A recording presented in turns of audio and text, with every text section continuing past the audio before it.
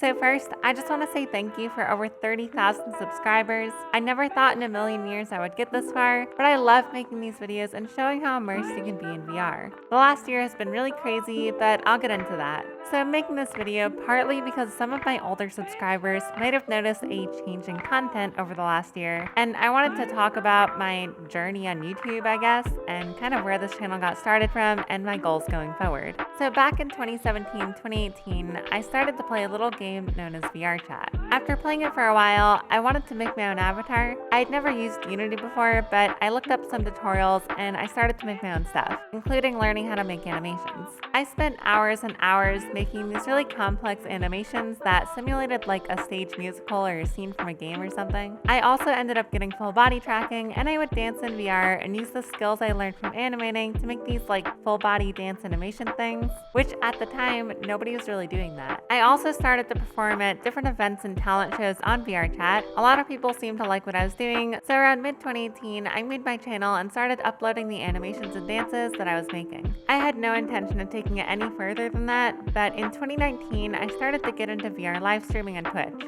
I wanted to show off different VR games because a lot of live streamers at the time were only doing Beat Saber or VR Chat. And I was pretty knowledgeable about the industry since I had been following it for a long time, and I hopped on with the OG Vive back in 2016. So I started to live stream different VR games, including stuff like Blade and Sorcery, Boneworks when it first launched, etc. I also did a little bit of VR Chat, but it wasn't gaining a lot of traction, and my Twitch channel wasn't growing as fast as I wanted it to. I thought I would try something that I knew nobody was making content on at the time, and that was Fallout VR. Fallout VR was a universal disaster when it first launched in 2017. Bethesda did port it to VR, but it was super unoptimized, it barely worked, and you just had floating Vive controllers in front of you. Now this was also the first VR open world game that had ever come out, so there was a lot of experimentation, and there was no standards for this type of stuff. So you can kind of forgive Bethesda, but it was still garbage fire. I had previous modding experience. I used to make mods for Fallout 3 and Skyrim, so I figured I would try something interesting. I wanted to try and get Frost Survival Simulator working in VR, and I managed to kind of do it. If you don't know what Frost is, it turns Fallout 4 into a light version of the Metro games. So after I got it to work,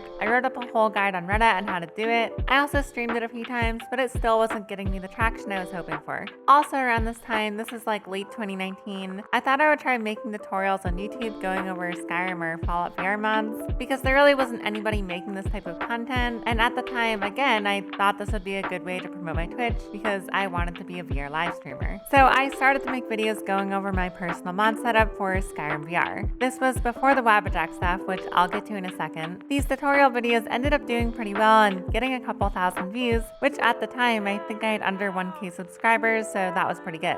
I ran into an issue with my PC and ended up having to reinstall Windows, which did delete my mod setup. Not wanting to do it all again, I found out about Wabbajack and ended up using the only Skyrim VR list made at the time, which was Ultimate VR Essentials. It was fantastic, and I made a video going over how to install it. The video did really well, but I still wanted to be a VR live streamer. And as good as Ultimate VR Essentials was, it wasn't super optimized, and my performance would get choppy if I tried to stream it. So then I figured, why don't I just try putting together a Wabbajack list for Fallout VR and make it a more playable game. I also thought that I could probably use this as self-promotion for, again, my Twitch channel. And I ended up doing that. It took me months and months of work, and I would post drafts and stuff on the Fallout VR subreddit. I think it also started to increase interest in Fallout VR at the time. There were some articles written about it, and I also ended up reaching out to one of the inactive moderators of the Fallout VR subreddit, and they made me a mod because I was active and doing stuff for the community. So I did this for like a year and a half. I continually came out with better versions of the list, and it took up a bunch of my time. Now this was also in the middle of the pandemic, and at the time I had been laid off from my job, so I had a lot of free time to do this stuff. I was also continuing with the tutorial series, and there was starting to be more interest from other known modders in the community, and they started to do stuff for Fallout VR, which was great. But I want to reiterate, my main goal for doing this was always to promote my Twitch. There wasn't really a good open world FPS at the time either, and so the radius was very alpha back then, and I like post-apocalyptic games, but I didn't want to be a mod channel. At the time, I really just wanted to be a variety VR streamer. Alright, so fast forward to June 2021. I was still doing the mod stuff. There was some drama with the Fallout VR subreddit, which kind of left me jaded, and by that point, I'd gotten a lot of hate comments. Some people even DM'd me death threats because the overhaul that I made for Fallout was survival-oriented, but whatever. I was doing okay on YouTube and Twitch at that point. I think I had like 2,000 or 3,000 subscribers on YouTube and a couple thousand on Twitch. My friend told me about TikTok and said I should start making videos there.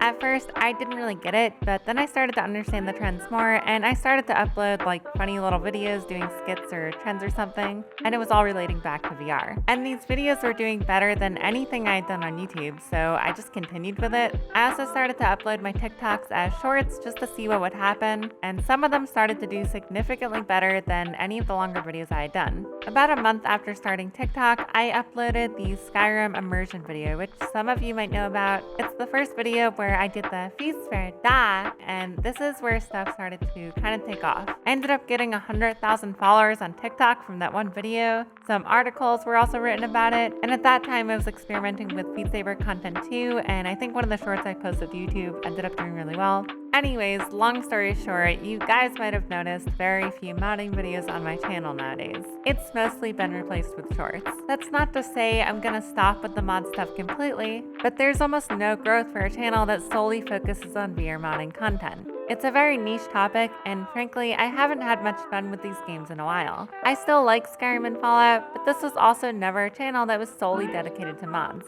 It was always variety VR. I'm still going to continue to post some shorts because that's where the majority of my audience has come from. I also really like doing short news videos or talking about interesting tech or stuff going on in the VR space. If I do longer videos, expect more commentary or review type of stuff, like the one I recently did on full body tracking games. If you've made it this far into the video, thank you so much. And if you're a new subscriber, an old subscriber, or you just found this video right now, just know that you're awesome. I love this industry, and I just want to show off the wackiness and how immersed you can be in VR these days. So expect some interesting content soon. Alright, bye.